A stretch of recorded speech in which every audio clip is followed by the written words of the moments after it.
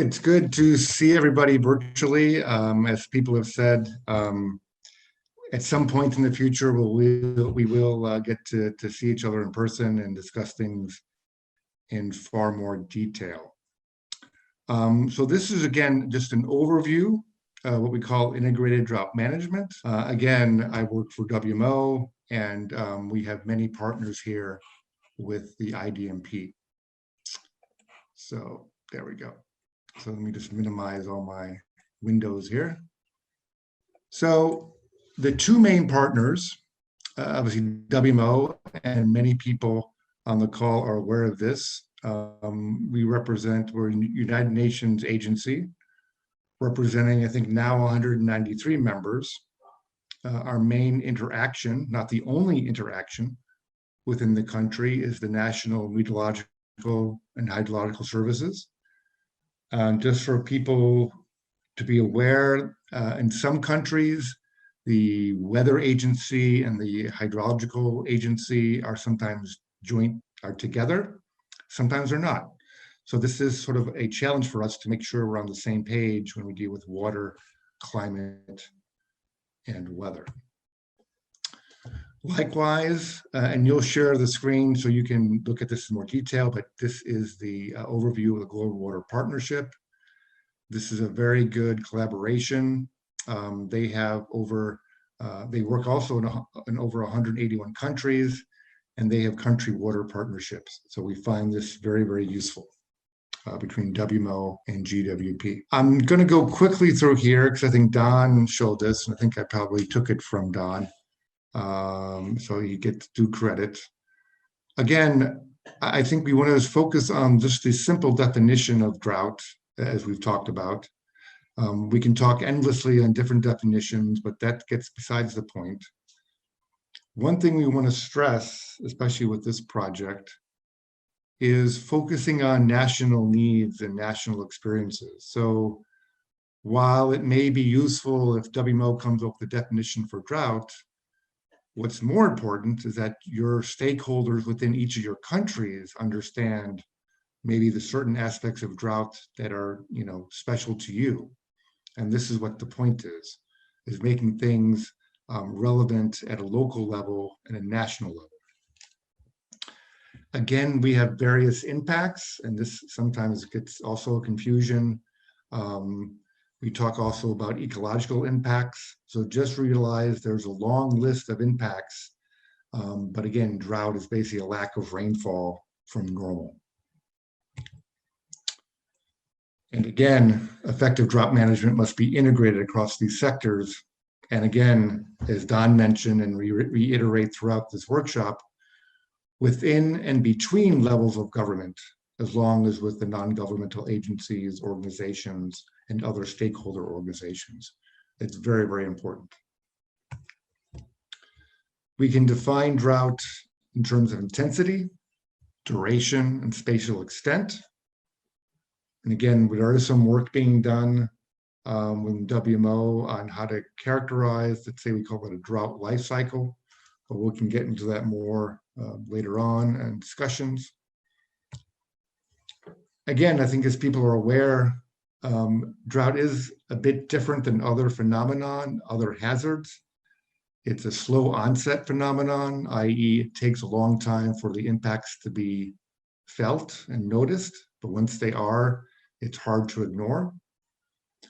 There is some uncertainty on precise timing and when to implement measures. But again, as Don and the conversations yesterday led to, this all has to be connected. So your emergency response actions need to be in a drought plan to make sure you're not more vulnerable by doing these for the next drought event. And this is very crucial because the next point is that, again, that drought and floods are expected to increase due to climate change. And of course, we see this across the world. So Don gave you a very good overview of the high-level meeting on national drought policies, many other activities going around. But needless to say, in 2013, the Integrated Drought Management Program got started. Again, we have a help desk, we have a website you can see there. You can click on it, droughtmanagement.info, and we organize this as an ask, a find, and connect. So you can ask for assistance on any aspect of drought management, whether it's drought indices, developing a national drought plan, or even organizing a workshop. Find resources, and I'll get into details about this, and also connect about the different activities within IDMP. We have now, and these are the logos of most of our members. We're up to 35. Again, you can see it ranges from the UN, FAO, United Nations to Combat Desertification, the World Bank, but also regional. We have West Africa, the SILS, we have the Agromet Center, the International Federation of Red Crescent and Red Cross, also some national entities, NIDIS in the United States, the Spanish Met Service, etc. And we're always looking for more partners. And again, we have a very loose, if you will, administrative process. The whole point is that we want to engage people on making sure that we have a consistent message on drought management. And I think we have been successful in that. Again, you'll hear from Daniel Sagai from UNCCD, and you'll see there's a lot of similarities between these presentations, which is the point that we need to make to the countries. As I mentioned, we have a number of guidelines and we have an online library. Our two main guidelines, and we're working on more, are the Handbook on Drought Indicators and Indices and the National Drought Management Policy Guidelines. This was developed by Don Wilhite. And also the handbook was developed by Mark Savoda and Brian Fuchs from the U.S. Drought Mitigation Center. We have a drought library as well. So we have all these tools and resources as well on the 3 pillars, which I'll get into. We have monitoring and early warning, which is one pillar. Vulnerability and impact assessment is the next, and then mitigation, preparedness, and response. And then all these 3 pillars lead to, coherent and well thought out drought policies and plans. And there's a link there where I encourage you to look at more. And I'll put something in the chat at the end of my talk where it goes directly to about 30 sort of examples of national drought policies. That was a question, I believe, from yesterday. So just trying to make sure that we see some of that. Continue. So again, here are the 3 pillars, and just go slowly through each one. Again, what I've done here is that, again, listing them just sort of in English, again, monitoring early warning. And in parentheses, under each of these pillars, I've listed or relisted the different organizations that would be involved. I think this is very important to give you a sense of who needs to be involved when. So again, you can see there for the first pillar, it's the Meteorological and Hydrological Services. WMO actually helps with that, other agencies as well, and also the various national disaster mitigation organizations as well, management organizations.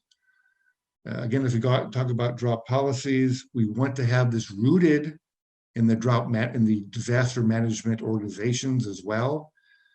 This should not be a standalone activity. And likewise, with even the drought monitoring, while we consider this typically in the domain of weather and climate, there's also hydrology, there's also some other statistics as far as what are the impacts, historical impacts. There's various things as impact reporters, et cetera. So monitoring includes just more than weather and climate. The vulnerability and impact assessments, again, we increase the range of some of these different organizations, ministries of agriculture, fisheries if needed, livestock, environment, health, finance, again, water authorities. We also bring in maybe FAO and UNCCD. And likewise, for drought preparedness and mitigation and response, there's also a list of international and national organizations that would be involved. Again, this is just an example, a sample of a list. This will change country by country. And this is sort of a guideline or an indication of what you could expect.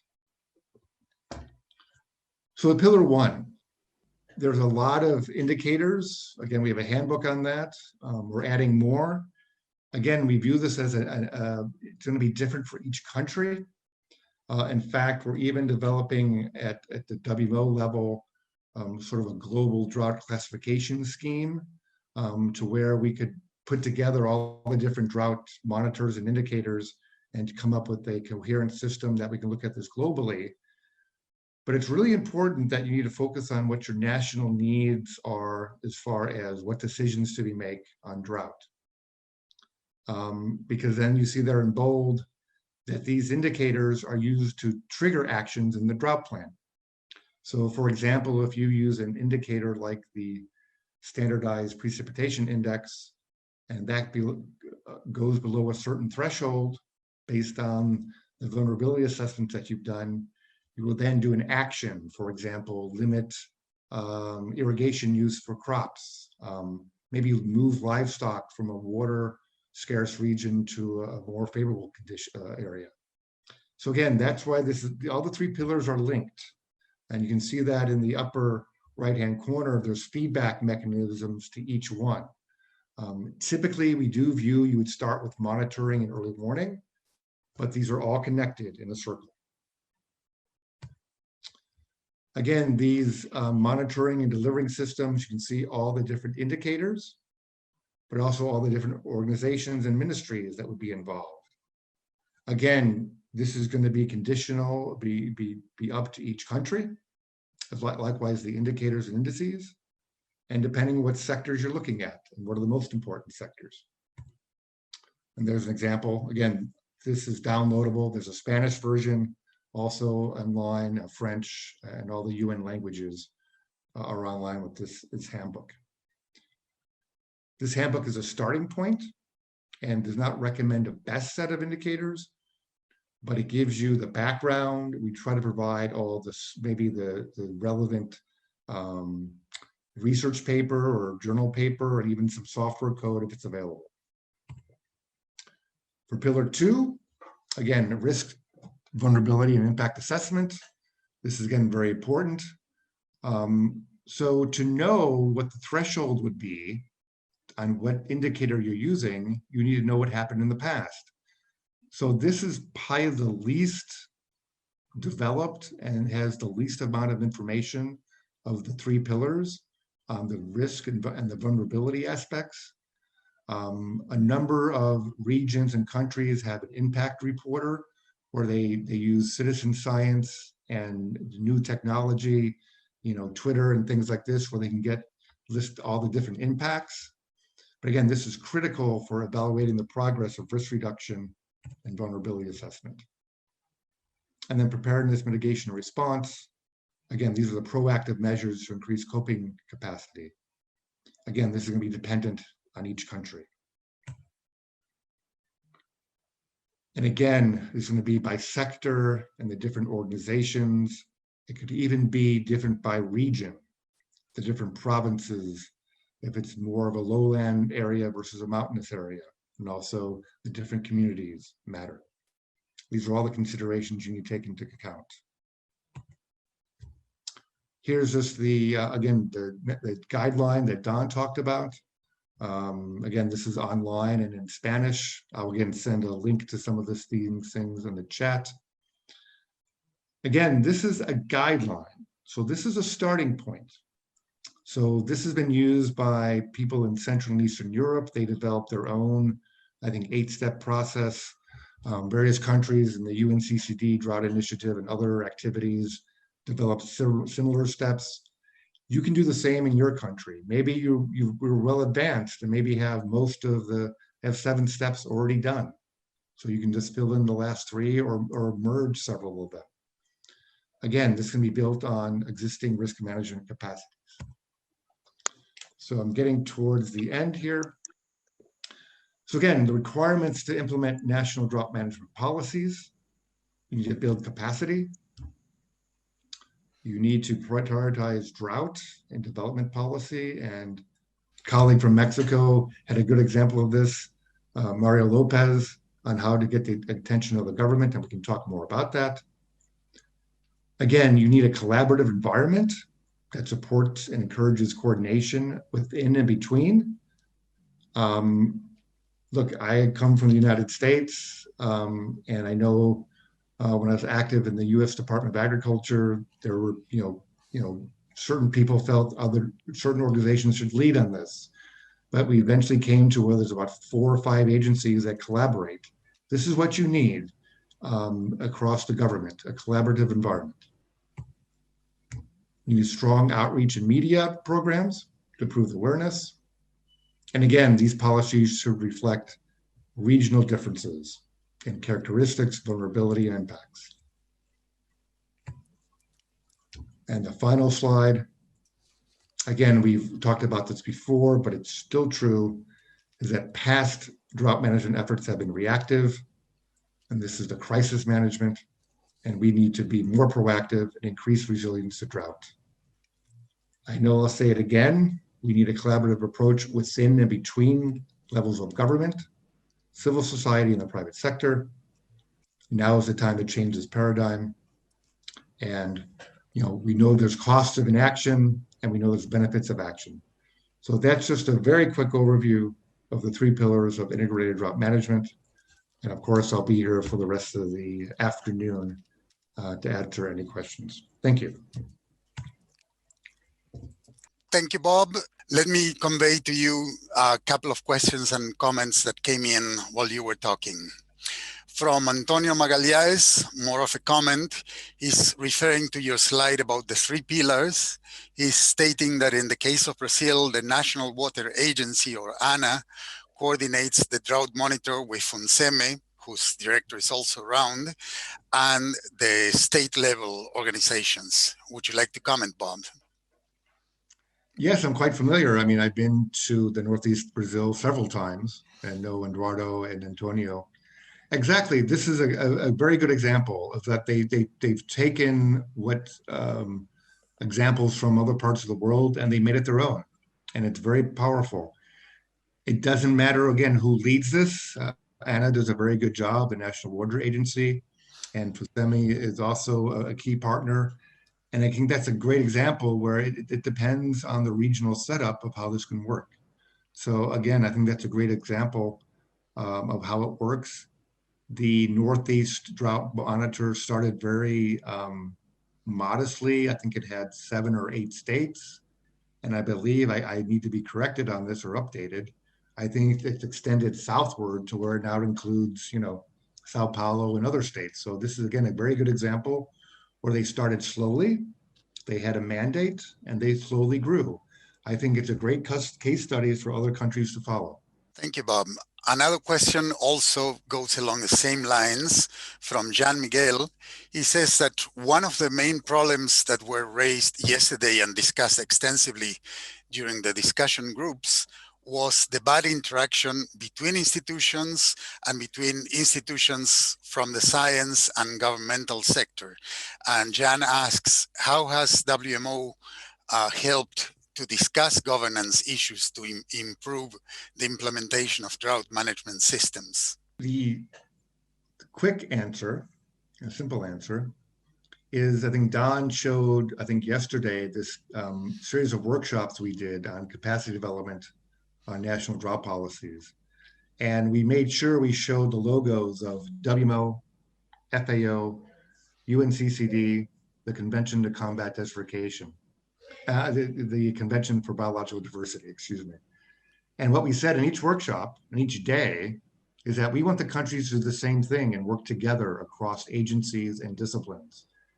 I know it's not easy, but this is also where I think working slowly, building up trust, sharing, I know it's going to sound silly, sharing people's logos, giving other organizations credit, it actually does wonders to build collaboration. Again, working in the U.S. government, I've seen this.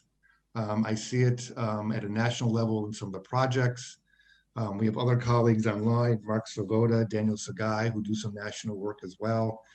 It's just a continued effort to remind people that all the government agencies are working for the benefit of their citizens, and to develop a coherent three-pillar policy is needed. All those agencies need to work together and reduce their egos and go forward. But we can talk more about that. Okay, let me skip one question specifically about Paraguay. We'll discuss that later. There's another question from Fiorella Vega on how to measure impacts in Pillar 1. And please, Bob, be brief because we have a couple more questions. You triggered a lot of questions. I'll share you in the link in the chat some of the impact reporters. There's one in the United States. I think there's one in Europe. And again, these are just collecting. It's a way for people can provide input. And then very quickly, I know in Europe they actually do a internet search by computer of all the drought terms and all the newspaper articles and try to distill that into one kind of database. While you're on pillars, which pillar? Julia Acuña asks, in your experience, which pillar should have the leadership for risk management, drought risk management? Well, they're all needed. It's a reason why we made there's a circle between the three pillars, and there's a feedback loop between each one. Again, the pillars are a way to remind people what's needed. It's not necessarily that Organization A will do with vulnerability and Organization B will deal with mitigation and response. It should be a coordinated effort. And I have many examples from the countries I've been in and sort of colleagues online. Again, this idea of what's leading, I think, again, collaborative is the word. Again, and in Don's words, between and within government, civil society, and the private sector. Okay, one last question from Maria de Estrada, and this may be very country specific, Bob, but let's see what you think. She's asking, what's at the national level, which part of the government, which agency, which institution within the national level government should be the most efficient to develop a drought policy, or to lead a drought policy, I guess she means. Again, it depends. I know countries where the National Weather Service, the Met Service is involved. We had example in Brazil, the Northeast, and now up to 21 states. Thanks, Eduardo, for that. And that's the National Water Agency. Look, certain agencies in certain countries have maybe an advantage. There's no blueprint for this. The blueprint is to get people around a table and start discussing who has the pluses and who has advantages and who maybe have less advantages to do something. And again, to work together, develop a plan. I know Mark talked about certain countries in Africa where it's taken, maybe many, many years. But again, it has to be a continued effort to get to the point of how you develop a plan. And I know people asking what's the magic bullet and what's the secret. The secret is talking to your colleagues and talking to your people in the ministries. Over. Thank you, Bob. Gabriel Silva asked a similar question, so I'm going to take your answer as responding to Gabriel as well. One from Paraguay, Edgar Mayeregger asks, how involved are the ministries of agriculture in the topic of developing drought policies? Do you know of any successful or any success stories to that effect? Of course. A big one is the United States. The U.S. Department of Agriculture is a co-founder of the U.S. Drought Monitor. In Eastern Europe, there's many. Again, it depends on the country. If the country if there's drought impacts on agriculture, the Ministry of Agriculture has to be involved. I know there's some countries where it may not be as important. I think it's rare, but they're a much needed partner. And again, this is why we partner with FAO and also with, UNCCD. So we cover a lot of the different ministries in the countries to help with this idea moving forward with a national drought plan or policy.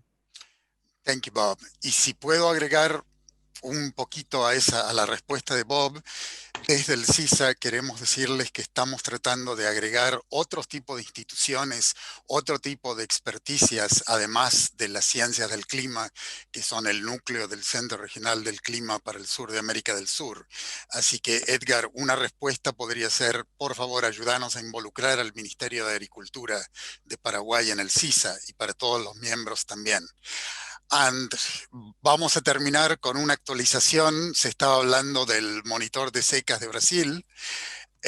Tenemos una actualización nada más y nada menos que de Eduardo Martins, que dice que el monitor de secas de Brasil llega al sur, sudeste, central, oeste, nordeste y un estado en la región norte. 21 estados de Brasil. Gracias, Eduardo. Gracias, Bob. Thank you, Bob, for your presentation.